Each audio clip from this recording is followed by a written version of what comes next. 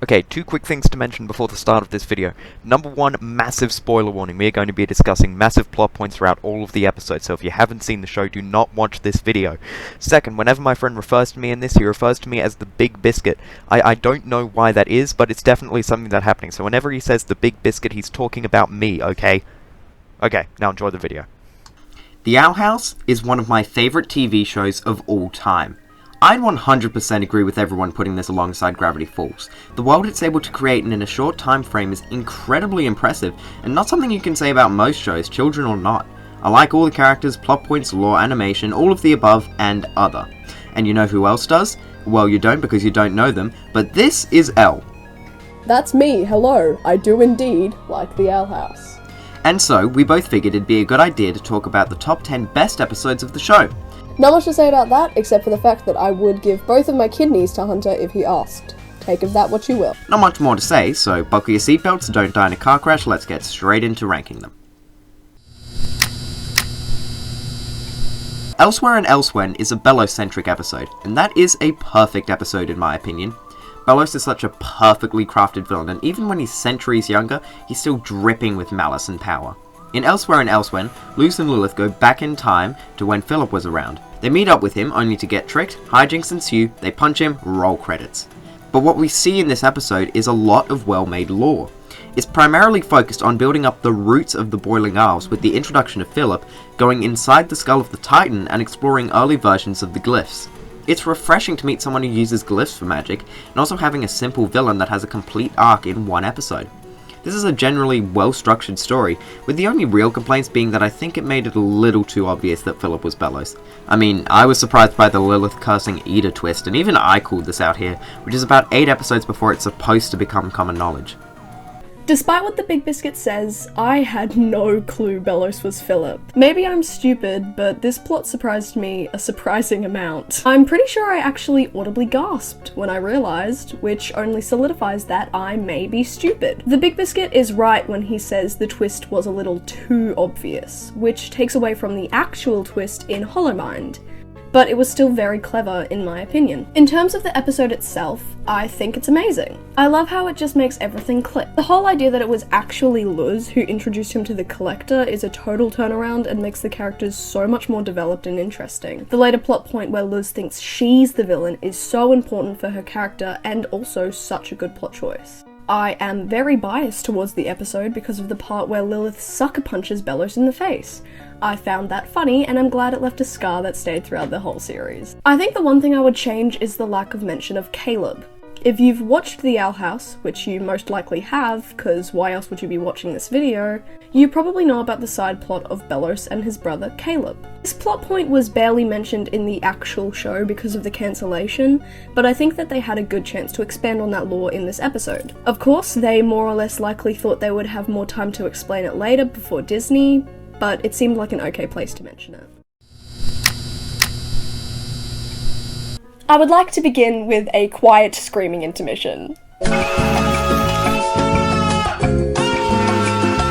This episode! As Hunter's #1 fan, yes, I know, it's sad, I'll just say this episode broke me. The whole episode is based around the group settling into life in the human realm, trying to figure out how to get back. Overall, the main focus is on Hunter and Luz. Hunter is trying to live with what he discovered he is, which we will talk about later, and how to grow without Belos, who previously was all he had. The whole episode he's trying to find out who he wants to be, instead of being just a crude copy of Belos' brother and plans. He ends up finding comfort on Earth, but obviously it doesn't end there. Turns out, Belos isn't dead, and this manifests in such a cool and horrifying manner when Belos possesses Hunter and uses him to find a portal back to the Boiling Isles. And let me just say, the way this was portrayed both physically and mentally is crazy. Crazy? I was crazy once. Earlier in the episode, there was a short scene where Hunter was looking in the mirror after his hair had grown out, and in a fit of anger at looking so similar to Belos, he messily cuts it all off. This turns into an interaction between Hunter and Willow, Huntlow mentioned, where Willow helps him cut his hair properly. This shows him cutting off all connection to Belos and becoming his own person, but when he gets possessed, his hair grows back, pulling him back into being just Belos' puppet again. I'd also like to mention that Belos had previously only possessed corpses of animals or things that weren't alive. And I think that tying into the fact that Hunter is a Grimwalker, and therefore not alive, is a very cool detail. Hunter has a great speech during his possession where he physically turns against Belos, saying that he wants to live his own life away from him. But even with this speech, Belos still takes away what he loves most, his palisman, Flapjack, who was the start of his rebellion and self-realization. He is left with more scars, proving that he is still with him even at the end. If that isn't enough to make you realize just how heartbreaking this plot is, I don't know what to tell you. This episode, albeit rushed, is amazing. The only thing I could argue is that it needed more time, which is, again, not Dana's fault. I love this episode and Hunter's character development. Totally not going to cry. I second all of this and would like to mention the scene where Luz calls Hunter family and he immediately breaks into tears. Anyways, this episode rocks. The fight scene at the end is super well animated and exciting, all the filler lore is really epic, and it's nice to see the group rub off on each other, something we largely miss out on due to the members on the Owl House being more important, the Day of Unity taking up everyone's time, and not everyone knowing each other at this point in the series. It's a great way to start Season 3 and did super well when considering the hand it was dealt. The only real issues I have is that it was rushed, which isn't Dana's fault, and something about Belos being more compelling when he was a human. Nothing big. Yesterday's Lie has some mishaps, but for each thing it misses, it does 5 insanely right. Yesterday's Lie is the necessary human realm episode. It follows Luz as she goes into a pocket dimension that allows her to see and talk to people in the real world, but only through reflections. She realizes she just got Mandela catalogued before learning V is actually pretty great. After V is captured, she enlists the help of her confused mum to save her. They do this, Camilla berates Luz, back to business.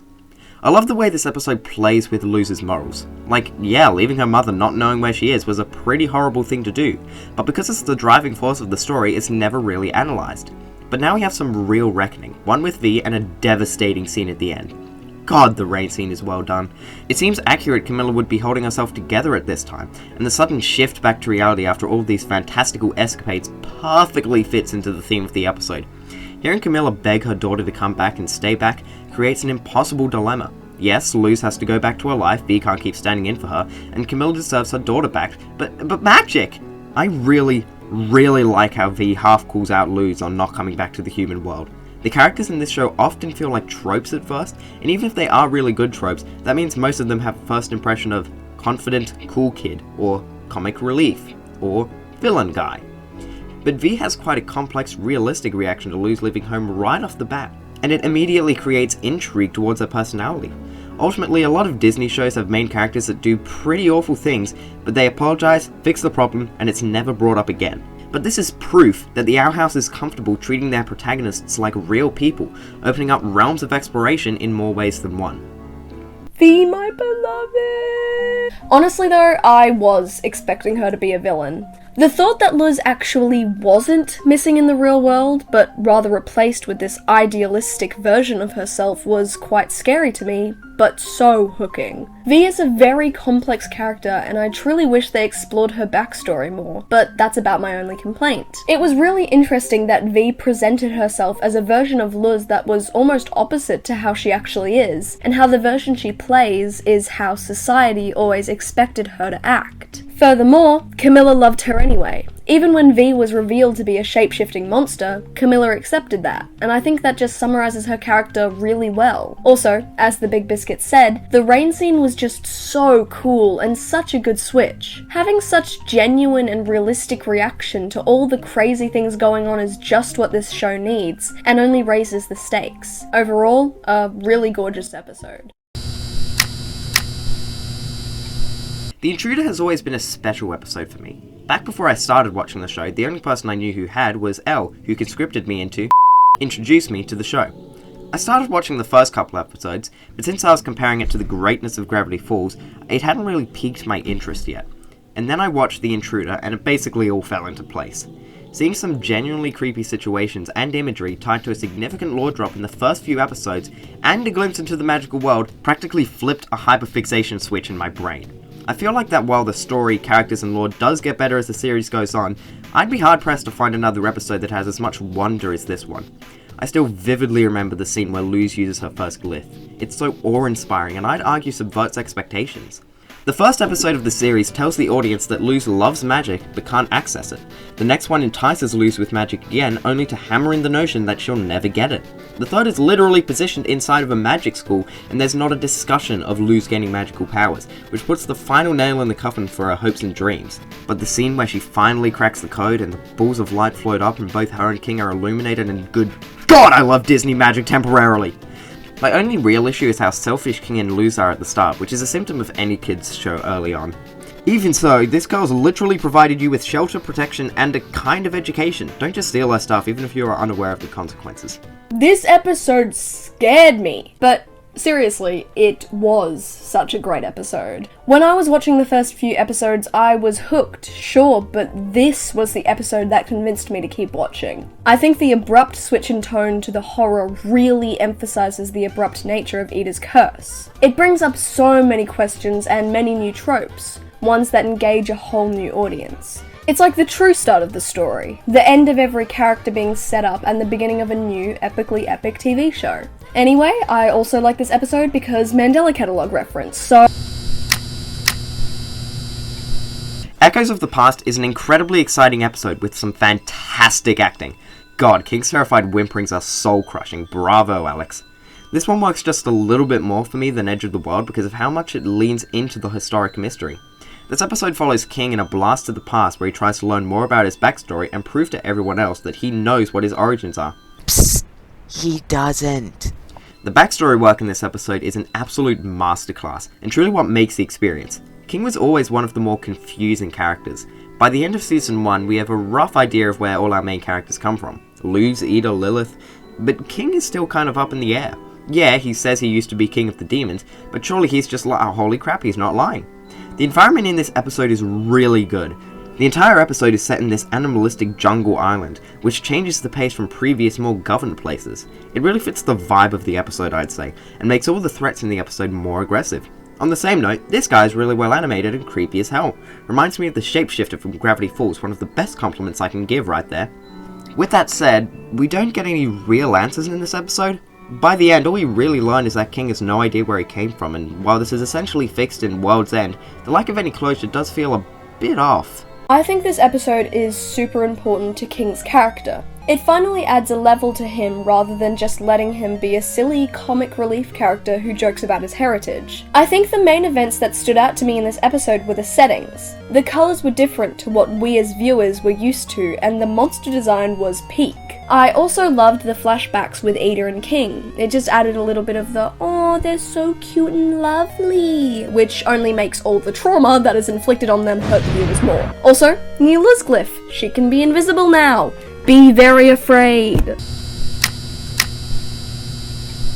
O Titan, Where Art Thou is one of the most important episodes in the show, in my opinion.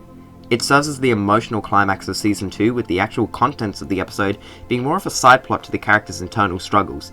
But in terms of the actual contents, Ida and Lilith lie about having a plan, King and Steve hang out, Ida and Luz try to steal back some belongings, Luz gets mad at Ida, Luz and Ida get captured, Rain uncaptures them, and then they meet up with the rest of the Resistance.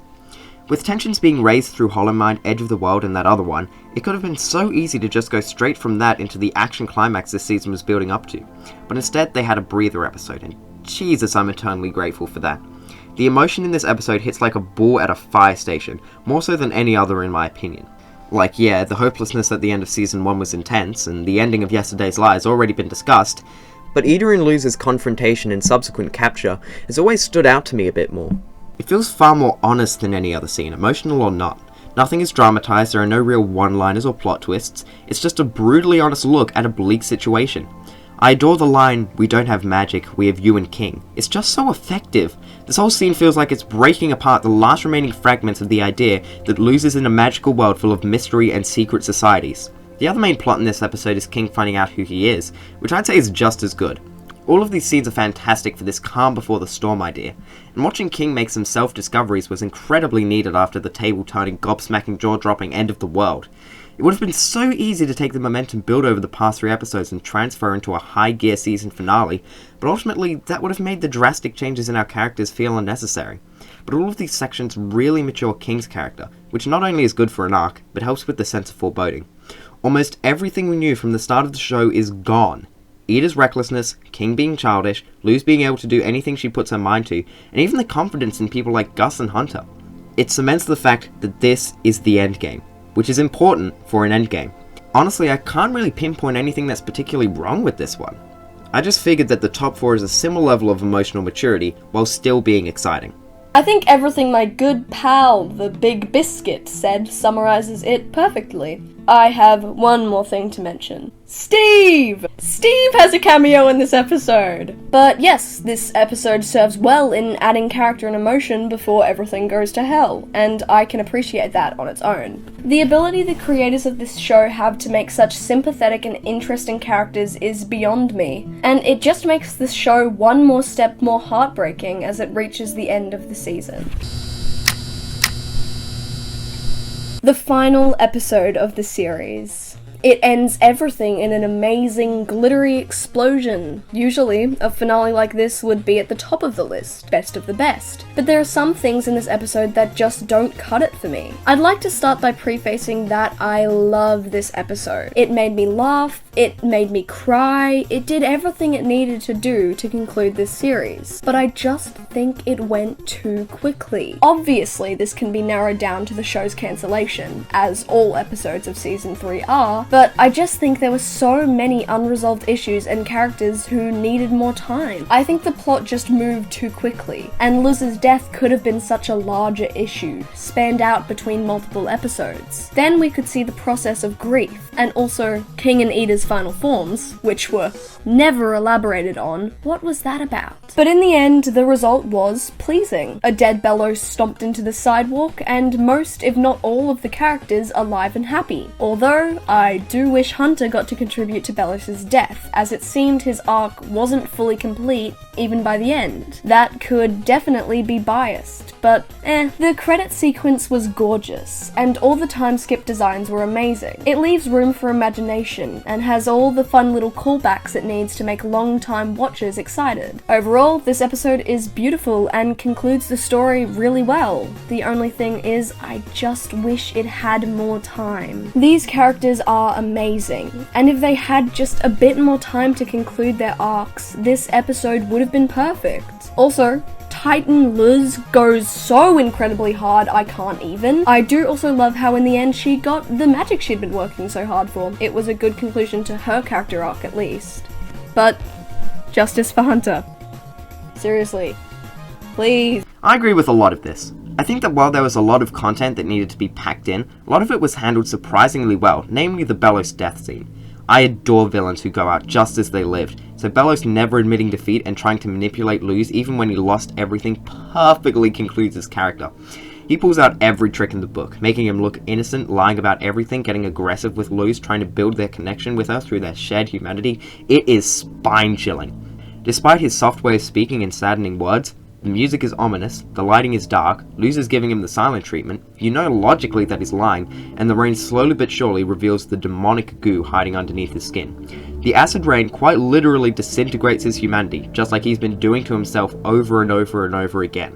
I love how there are no redemptions for him. He truly is pure evil and dies without ever seeing his own flaws. Jesus, that scene is fantastic. And the rest of the episode is pretty amazing as well. The epilogue did a great job at reminding you why you fell in love with this show in the first place, and I was sobbing the first time I watched it, something I rarely ever do. Belos' complete control over the Boiling Isles did take away a bit too much humanity, something that made him an interesting character to me, but it was more than made up for with the incredibly dark and apocalyptic imagery stuffed all throughout the episode. The Collector's redemption made thematic sense and didn't feel too fast-paced, which is incredibly impressive, and everything about Titans was just fantastic, from the world building to the character designs to the way it ironed out the edges on King's arc. The only issue I have are the amount of dropped plot points, which, once again, is the fault of Season 3 being essentially cancelled, so not the show's fault. But still something I'll speak about. Like, all of the Super Squad are just completely written off, most out of which being Hunter, which Elle already spoke about. The Collector's games and menace from the end of For the Future were forgotten about, something I'm sure was a planned episode that was cut, but is still sad. And everything else said about similar topics I agree with. Ultimately though, this episode was dealt the worst hand possible and still passed with flying colours. Okay, here we go. The real reason I chose to make this video with the Big Biscuit. My favourite episode of all time. The one I have watched over 100 times and can repeat the entire script for off by heart, Hollow Mind. This episode is when things actually start to get serious. It's the episode that reveals the backstory of Hunter, where he came from and what was made of the Golden Guards before him. Not only that, but this episode housed the biggest plot twist in the series. The fact that Philip Winterbane is actually Belos. It is an insane change of pace in comparison to any episode in this show, and I think that's what makes it so incredibly effective. It starts off with that, oh no, I've been thrown into a confusing situation with my enemy trope, and then slowly devolves into the most terrifying episode in the show. The way every twist and turn is shown in this episode is amazing, along with the background plot of Philip's childhood shown through the background images. I am an angst lover, and this episode does just that. The execution is incredible, and I will forever ramble about how it is, in my opinion, one of the most important episodes in the show. I watched this episode with no spoilers, so every twist left me shocked, which is exactly what this episode needed to do. Hunter's lore is seriously so interesting, but there is one major plot point that lowers this episode's placement on the list. What the hell is a Grimwalker? Now, before you stop me, I would like to clarify that Grimwalkers have never been mentioned before this episode. That's the only twist that falls flat. By this episode, we, as viewers, don't know what the hell a Grimwalker is. It is explained afterwards, but it does ruin the twist. Me and the Big Biscuit have discussed this before, that there should have been an episode earlier in the season where Grimwalkers were explained, even in a filler episode, so that we would at least have context by the time we watch this scene. But other than that, this episode holds a special place in my heart. If you're a lore fan, this episode is for you. There is so much hidden lore. I honestly found the unexplained Grimwalker shenanigans to be a really significant issue, and something that would have held down the episode considerably, if not for the insane character development unique to this episode. No, not Hunter, Belos. Belos is up there with my favourite Disney villains and definitely my favourite character in the outhouse. The way he rationalizes genocide, murder, and Grimwalkers in his mind through pure prejudice and self-righteousness is captivatingly despicable, and this episode demonstrates this more than any other. As a child, Belos was taught witches were evil, and he was later betrayed by his brother because of witches. Pretty simple stuff. But he takes this seed of angst, turns it into his entire motivation for centuries to kill the entire witch race. Through nothing but wit, manipulation, and determination, he went from non-magical laughingstock to the king of the nation, leader of the religion, and most powerful sorcerer, and not once in those years did he ever change his mind on genocide. It is immensely impressive, terrifying, and is one of the best executions of making a threatening villain I've seen in my life. I could gush more about this ball of racism, but I might have to save that for a future video. Comment if you would like that. The acting is great, the lore is great, the characters are great. It was a great idea to outline all the things fans love to make an episode with only those things. It worked really well. My only issue is the Grimwalker stuff, though I do think it's a large detriment on an otherwise perfect episode. While I do reckon that the number one spot is just a bit better than this episode, I would personally say that Agony of a Witch is my favourite Owl House episode. It has a predictable twist, it's very simple, it has a strange tone that changes somewhat abruptly halfway through, and yet despite all of that, it's still straight perfection in my eyes. While the majority of the episode is taken up by the quest in Belos' castle, that isn't what most people, myself included, take away from it. The most memorable part of the episode is the ending, where Ida and Lilith fight, it's revealed that Lilith cursed her, Luz is nearly killed, and Ida, permanently, becomes a beast. The ending of this one is my favourite moment in the outhouse by a massive landslide. No other scene has this much aggressive emotion, no other is this exciting a battle, and no other scene in any children's show has left me quite as shocked. Seeing the heroes genuinely and completely lose was something I was not emotionally prepared for, especially with Ida's speech at the end. And good God was I ready to absolutely despise Lilith at this point. The scene expertly transitioned Ida and Lilith's relationship from competitive siblings to arch nemesis, and I absolutely adore it. And geez Louise, that tension! Luz being pushed closer and closer to being impaled, the seemed impasse between Lilith's and Ida's magic, and once again, Ida's speech right at the end. Ida is usually portrayed as playful and irresponsible, so seeing this incredibly mature depiction of her that is accurate to her previous characterization is just absolutely mental. This episode is not perfect, not by a long shot, but what it does right, it does more right than I thought was ever even possible. I did not predict this twist, just like before. I suck at twists, apparently, but I was genuinely surprised by this one. It's a great twist. It adds so much character and sympathy to the situations we thought were previously black and white. I think the Big Biscuit summarized the best parts of this episode very well, and the only addition I can add is that the end broke me. King, my son. I think that this episode is amazing, but it is even better if you ignore the next episode, because then all the major plot points are sort of disregarded. It is so sad I couldn't even find a funny shirt for it, which is very impressive. Now the part you've all been waiting for. The number 1 Owl House episode. Drum roll, please. Wait, stop. No, don't do that. It's King's Tide. Of course it is. There is no competition. This episode was the perfect finale to season 2. The final shot to the chest after a season of misery and pain. Because whoa, did this episode work well. The episode is the climax in itself, which is why it's so painful when it ends. Right when they reach the climax of it all, the big boss fight where they must defeat Belos once and for all, they pull in an entire new character. A character who defeats Belos in one shot, defying the entire format of what a finale is meant to be like. The Collector is such an amazing character, and I could go on an entire rant about how well written their character is, but that's not what this video is about. Instead, I'd like to talk about how well this whole trope is executed. The characters, our mains, are instantly thrown out of the picture when the problem actually reaches the climax. I love this so much.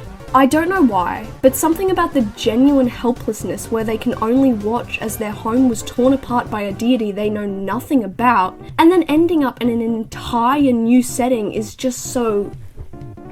because it emphasizes the main plot point they have been avoiding. These are children. By throwing these characters into such a mundane setting such as the human world, we get to see exactly how these events have affected them. We learn more about each, and we get to see just how helpless they should be in a serious situation.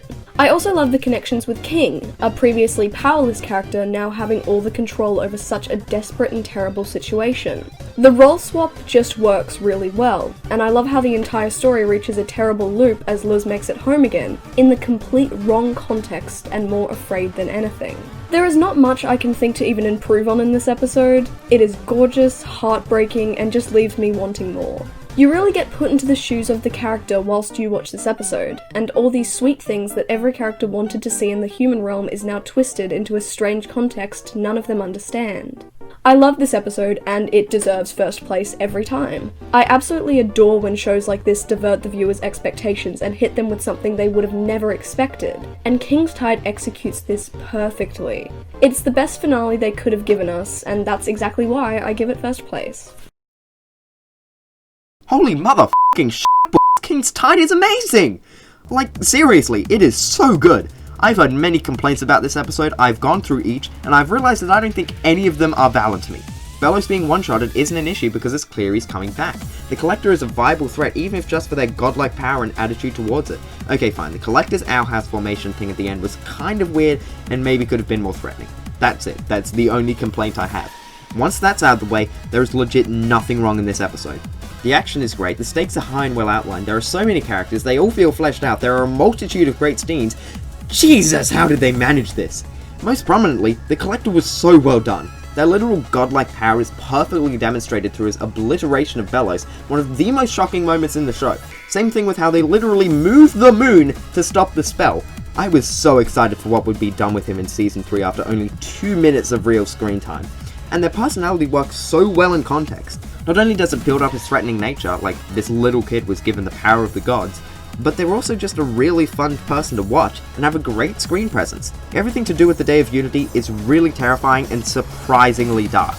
All the witches literally start being killed and Belos doesn't even stick around to watch. Instead, he prepares to go back to the human world, disregarding the Collector in the process. He built zero emotional attachment to anyone here but himself. It really feels like there's no escape, despite the fact that this is literally a kids show. But good god is it fixed. The scene where Luz outsmarts Philip, no joke, is my second favourite scene in the show behind the Agony of a Witch ending. Philip has essentially finished his plan, everyone has begun the process, he's tied up almost all loose ends, but Luz plays an absolute genius move that fixes basically everything. Philip isn't dumbed down in this scene either, he takes all the reasonable precautions, but Luz actually thought one step ahead. It's a fantastic character arc from this hyperactive teen to a genuine hero. Ultimately, even though Season 3 getting cancelled was a tragedy, I couldn't imagine King's Tide not being in the final arc of the Owl House. It does everything right, hardly anything wrong, and it's the perfect breaking point after 40 episodes of waiting. And so it truly deserves the top spot. Anyways, those were some pretty great episodes. The people reviewing are pretty cool. I agree. Especially that L guy. I prefer the cooler one. Kill yourself! And that wraps it all up. If I could be frank, if the Owl House had gotten a full third season, it'd most definitely be in my top 5 favourite TV shows of all time. As is, it's nothing to sneeze at. I also like this show. I think the only conclusion to this video is to all collectively be angry at Disney for cancelling it. Also to say that if you want adjacent content like Gravity Falls, Amphibia, Infinity Train, or even more The Owl House, leave a comment. Make sure to like and subscribe, it is mandatory! I will find you if you don't like this video. This is also true. So thanks for watching, join the Emperor's Coven, cue the outro music.